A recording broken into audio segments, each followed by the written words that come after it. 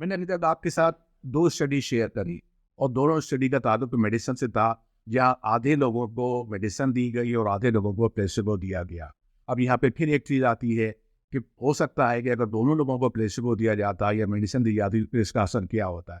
मैं आपके साथ एक और स्टडी शेयर करता हूँ जिसका मेडिसिन से कोई भी ताल्लुक नहीं है।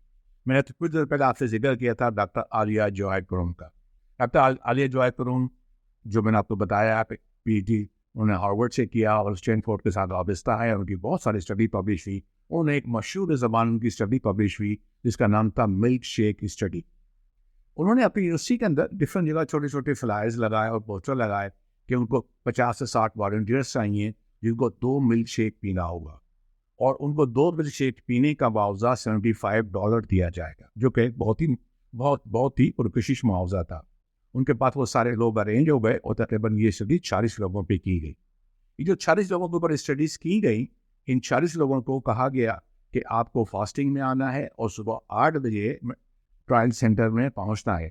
और इसमें इस बात का भी ख्याल रखा गया इन 40 लोगों में कोई भी डायबिटिक पेशेंट ना हो।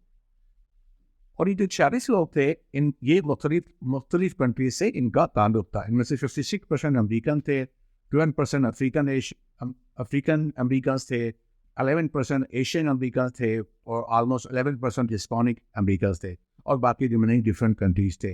ये इसलिए रखा गया ताकि डिफरेंट कंट्रीज के डिफरेंट लोगों पर भी इस असर को देखा जाए। इससे पहले कि मैं आगे बढ़ूँ, आपको एक चीज़ बताते चलूँ कि हमारे जिस्म के अंदर एक हार्मोन होता है जिसका नाम होता है ग्रेलिन।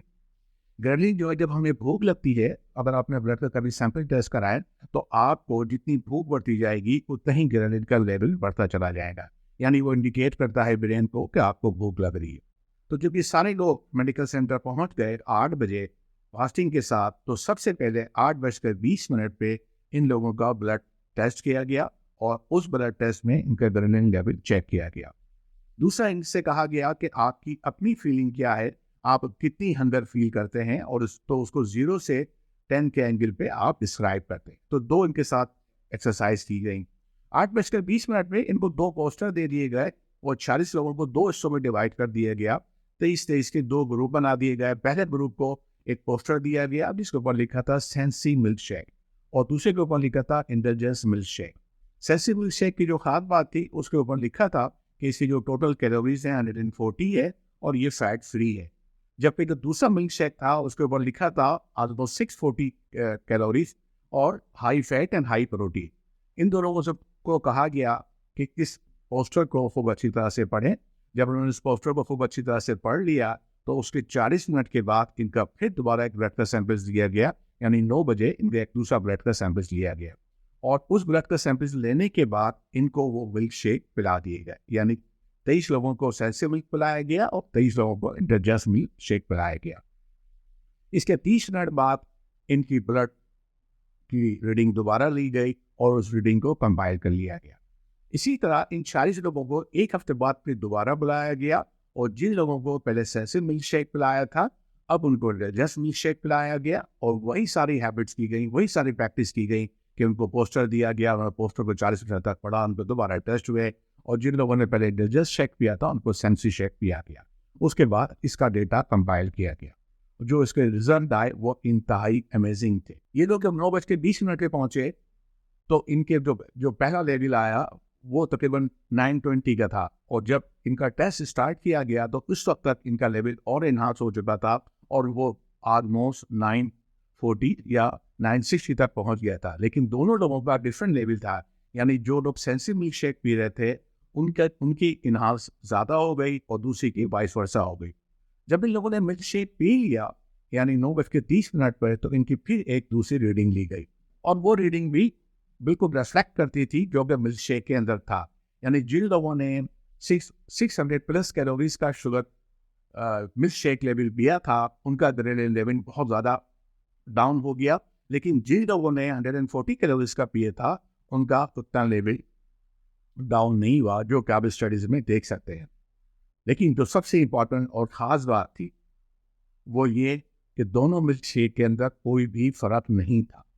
दोनों मिल्क शेक्स सेम थे और उन दोनों मिल्क शेक के अंदर 380 कैलोरीज थी। उन दोनों मिल्क शेक के अंदर 380 कैलोरीज थी।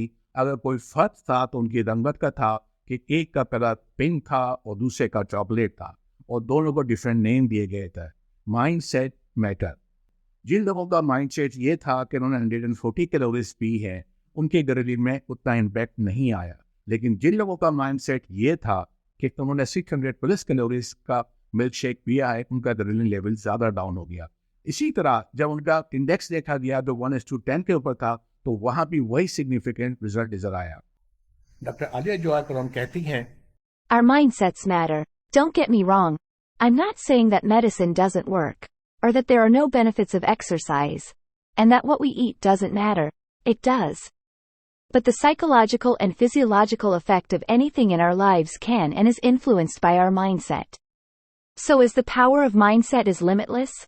Probably not, but what I hope I've done for you today is inspire you to reconsider where those limits really are. Because as the true task ahead is to begin reclaiming this power for ourselves, to acknowledge the power of mindset and know that just like snaps of our fingers or in just the blink of an eye, we can change the game of any facet of our life quite simply by changing our mindset. मैंने आपको अभी तक 4 मुख्तलिफ किस्म की studies दिखाई जिनके contact totally different थे, लेकिन उसमें एक चीज़ कॉमन थी और वो चीज़ कॉमन ये थी कि माइंड सेट मैटर। किसी भी जगह प्रोसीजर ने डोमिनेट नहीं किया, बल्कि माइंड सेट ने डोमिनेट किया। तो अगर हम इस बात को रियलाइज़ करेंगे कि हमारा माइंड सेट मैटर करता है, तो हमारी ज़िंदगी में बहुत बड़ी चेंज आ सकती है। तो आप ऐसे जितने भी लोग हैं, खुसूसन जो लोग पेरेंट्स हैं, उनके लिए ये बात बहुत इंपॉर्टेंट है। आपने अक्सर देखा होगा कि हमारे घरों में जो हमारे छोटे बच्चे होते हैं, उनको हम डिफरेंट किस्म के ताने मारते रहते हैं कि तुम तो पढ़ ही नहीं सकते, तुम तो ये काम कर ही नहीं सकते, तुम तो सारी ज़िंदगी ऐसा ही रहोगे।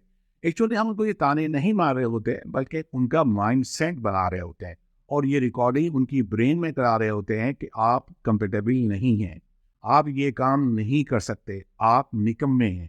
तो अपने बच्चों को, अगर आप वालिदैन हैं, और अपने शागिर्दों को अगर आप उस्ताद हैं, और अगर आप किसी के दोस्त हैं, अपने दोस्त को हमेशा मोटिवेट करें कि you can do it. Actually हमारी जो फीलिंग है कि यू कांट डू इट और you not capable to do it, ये हमारे माइंड सेट को बनाती है। जो कलूजे ने कहा था कि हमारी सोच हमारी डेस्टिनी होती है। तो वो सोच जो आप बच्चे के दिमाग में डाल देते हैं कि वो कैपेबल नहीं है, वही सोच उसको सारी ज़िंदगी के लिए हैंडीकैप बना के रखती है। अब आपके पास 2 चॉइस है, या तो आप वही करते रहें जो पहले कर रहे थे और वही रिजल्ट पाते रहें जो पहले पा रहे थे, या दूसरी चॉइस ये है कि अपने माइंड सेट को चेंज करें and change your mind set and change your game. अभी यहाँ पे एक सवाल ये पैदा होता है कि क्या मेरा माइंड सेट चेंज हो सकता है? मेरी उम्र तो 35 साल है, तो क्या 35 साल का माइंड सेट चेंज हो सकता है? मेरी उम्र 45 साल है, 55 साल है, 65 साल है, 75 साल है, तो क्या मेरा माइंड सेट चेंज हो सकता है? यकीनन आपका माइंड सेट चेंज हो सकता है। लेकिन एक बात अपने आप ध्यान में रखें कि आपका माइंड सेट कोई बिजली का स्विच नहीं है कि आपने ऑन किया तो कमरे में रोशनी हो गई, आपने ऑफ किया तो अंधेरा हो गया। आपने जो माइंड सेट 35, 45 या 55 साल में बनाया है, उसको चेंज करने में टाइम लगेगा। ये बात मैं नहीं कह रहा, नेचुरली ये बात मैं फिर आपको रेफरेंस दे रहा हूँ। एक बहुत बड़ी किताब पब्लिश हुई जिसके 20 लाख मार्केट में फरोख्त हुई, और उसका नाम था माइंड सेट, और उसकी जो ऑथर्स थी उनका नाम था कैरल ने लिखा है कि माइंड सेट चेंज हो सकता है, और उन्होंने माइंड सेट को 2 मुख्तलिफ नाम दिए। एक को कहा ग्रोथ माइंड सेट और एक को कहा फिक्स माइंड सेट। यानी फिक्स माइंड सेट जो हमारा डिफॉल्ट माइंड सेट बना होता है, या जिसको हम चेंज नहीं करना चाहते, या हम जो चेंज नहीं होता, और ग्रोथ माइंड सेट जिसको हम कंटिन्यूस चेंज करते रहते हैं। उनका कहना यह है कि अगर आपने फिक्स माइंड सेट को ग्रोथ माइंड सेट के ऊपर कन्वर्ट करेंगे तो आपका सब कुछ चेंज हो सकता है और सब कुछ पॉसिबल है। लेकिन 35 साल के या 45 साल के माइंड सेट को चेंज करने के लिए आप कम से कम उसको 45 दिन तो दें कि वहाँ से आपको कोई उसके साइन और सिंबल नज़र आए तो उसके अंदर चेंज हो रही है। लेकिन हमारी ख्वाहिश ये होती है कि हमारा माइंड सेट ओवरनाइट चेंज हो जाए, जो गालिबन मुमकिन नहीं है। अगर आप अपने माइंड सेट को चेंज करना चाहते हैं, या आप ये देखना चाहते हैं कि माइंड सेट चेंज हो सकता है या नहीं हो सकता, तो एक छोटी सी एक्सरसाइज कर लें, सिर्फ 7 से 10 दिन की। आप में से जो लोग सीधे हाथ से लिखते हैं, वो उल्टे हाथ से एक पेपर पे 4 लाइनें लिखना शुरू करें डेली, और वही मैटर रोज़ाना लिखें 10 दिन तक। आप देखें कि जब आपने पहले दिन लिखा था तो वो राइटिंग कैसी थी, और जब 10वें दिन आपने लिखा तो उसमें कितना चेंज आ गया। तो अगर 10 दिन के अंदर आपकी राइटिंग में सिग्निफिकेंट चेंज आ सकता है, तो आपकी पूरी बॉडी के अंदर भी चेंज आ सकता है। लूजे ने जो बात कही थी उसको जहन में रखें कि हमारी जहाँ से इब्तिदा होती है वही हमारी इंतहा होती है। यानी सबसे पहले जो बात ज़रूरी है कि आप अपनी सोच को चेंज करें। सोच को चेंज करने के लिए मोस्ट इम्पॉर्टेंट बात ये है कि जो हमारी हार्ड डिस्क जो कि गलत चीज़ों से भरी हुई है, जिसके अंदर किसी भी नई चीज़ के दाखिल होने की कोई जगह ही नहीं है, सबसे पहले तो उसमें जगह बनाएं। और जगह बनाने से मतलब ये है कि उनमें से उन चीज़ों को निकालें जो कि गलत है और ग्रेजुअली उसमें उन चीज़ों को डालें जो सही है। तो अपना प्रोडक्ट मिक्स को आप चेंज करते चले जाएंगे तो आपके अंदर ग्रेजुअली चेंज आना शुरू हो जाएगी। और जो जो आप अपने डिश में से गलत चीज़ें निकाल के उसमें राइट चीज़ें डालना शुरू करेंगे, आपका माइंडसेट चेंज हो जाएगा। लेकिन इन सब चीज़ों के लिए जो सबसे इम्पोर्टेंट बात है, वो बात ये है कि आपका इस बात पे बिलीव होना चाहिए कि माइंडसेट मैटर। अगर आपके नज़दीक माइंडसेट मैटर है ही नहीं, तो फिर आपके अंदर कोई चेंज भी नहीं आ सकती। आई होप कि आप अपने माइंडसेट को चेंज करने की कोशिश करेंगे। माइंडसेट कैसे चेंज हो सकता है, इसके बारे में इंशाल्लाह मैं अपनी नेक्स्ट टॉक में कुछ चीज़ें आपको और बताऊंगा। Thank you very much.